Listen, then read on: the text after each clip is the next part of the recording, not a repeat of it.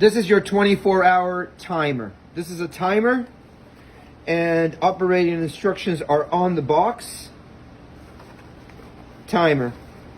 What is a timer? Timer is a device that we use. We plug it into the wall, and then we plug whatever it is, for example, a light like this one, to turn on and turn off. So we can say we want it on for 14 hours and we want it off for 10 hours, or we want it on for 18 hours and we want it off for 6 hours. And we can do that by, I'll show you how. Let me take the timer out of the box. What's the first thing? Here's the timer, but what are we looking for? Oh, there they are. The instructions. So here we have the instructions to the timer. Push down individual segments on timer dial for required on. So anything that's pushed down is on. The device is on. Anything that's not pushed down, the segment is off. So each segment represents 15 minutes.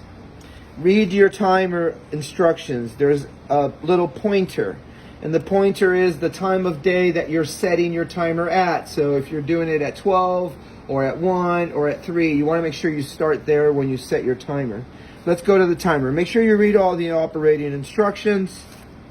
And here's your timer. It's a really nice timer. It has on and timer settings. That's the timer setting. If it's on, it's always on. You plug in your light or your pump, whatever it is you want to hook up to your timer. And if it's on, no matter what you do here on the dial, it will always be on. So if you want to use the timer, the dial, this dial right here, you want to make sure that the setting is on timer.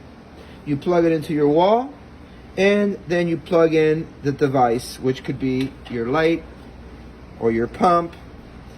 Then remember, read the instructions. It tells you how to use it. Each segment that you push down, segment meaning these right here, so you can push them down like that, see? So each one of these, if I do just one, boom, that's 15 minutes on.